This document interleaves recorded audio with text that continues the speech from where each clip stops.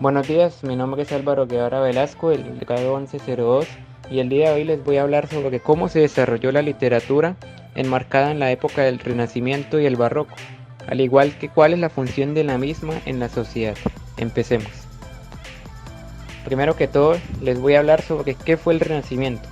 El Renacimiento fue un movimiento cultural que se produjo inicialmente en Florencia y se expandió principalmente en Europa durante los siglos XV y XVI. Se dice que inició con el descubrimiento de América en 1492 por Cristóbal Colón. Fue un periodo de transición entre la Edad Media y los inicios de la Edad Moderna. Esto representó un cambio muy profundo y complejo que trascendió en todos los ámbitos. A continuación voy a enunciar los principales hechos o acontecimientos que marcaron la época del Renacimiento, al igual que sus principales características. Primero, la invención de la imprenta por Johannes Gutenberg. Esto representó para la literatura una expansión y desarrollo debido a la posibilidad de imprimir o reproducir una gran cantidad de libros de manera automática, mucho más fácil y en poco tiempo. En cuanto a astronomía, Copérnico propuso un modelo heliocéntrico, en el que la Tierra y el resto de planetas orbitan alrededor del Sol, algo impensado debido a la irrefutabilidad del geocentrismo. Más adelante, Johannes Kepler también aportó con sus 3 leyes sobre cómo funcionan las órbitas de los planetas. Esto, sin duda, significó un auge de la ciencia, no solo en astronomía, también en otras ramas como biología, física e incluso anatomía. Se resalta el trabajo de Galileo Galilei. El periodo renacentista también se caracterizó por un retorno a la cultura grecorromana.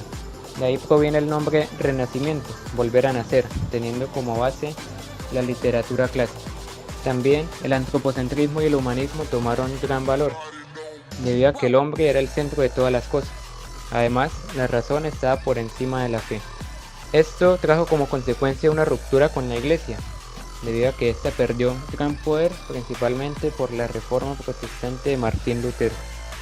Es por esto que la literatura se ve influenciada por todas estas circunstancias, presentando en forma general las siguientes características. Una crítica social, la idealización de la realidad y de la naturaleza, considerando a esta perfecta. Una visión antropocéntrica, donde lo principal era el hombre. Una crítica a la Iglesia, aunque habían rasgos religiosos en las obras. Un tema que tomó gran valor fue el amor. Se desarrolló la poesía lírica con el soneto. En arte encontramos la Sagrada Familia de Miguel Ángel, la Última Cena de Leonardo da Vinci, al igual que la famosa Mona Lisa.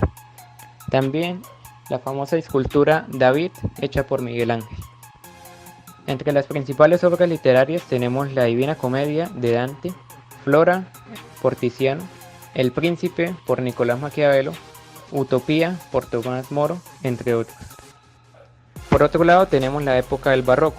Este fue un periodo de la historia originado por una nueva forma de concebir el arte, desarrollado en el siglo XVII. El Barroco se caracteriza principalmente por el exceso de detalles.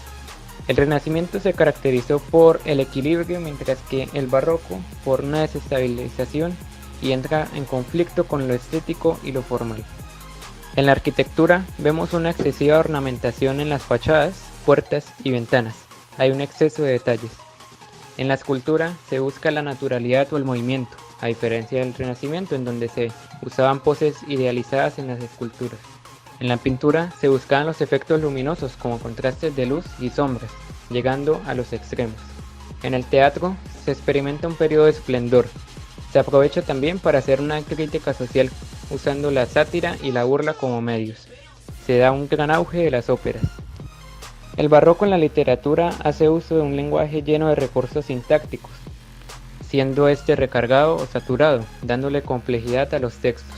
Resaltan temas pesimistas, exaltando la muerte y reflexionando sobre los problemas del mundo. Se destacan algunos autores de la literatura barroca como Francisco de Quevedo, Luis de Góngora y Miguel de Cervantes.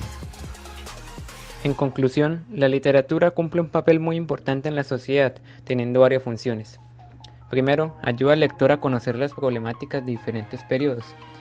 Sin esta, no sabríamos qué pasaba o cómo pensaba la gente en cada época.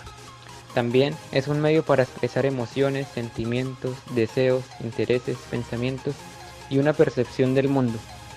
Gracias a ella podemos transmitir la belleza a través de la palabra.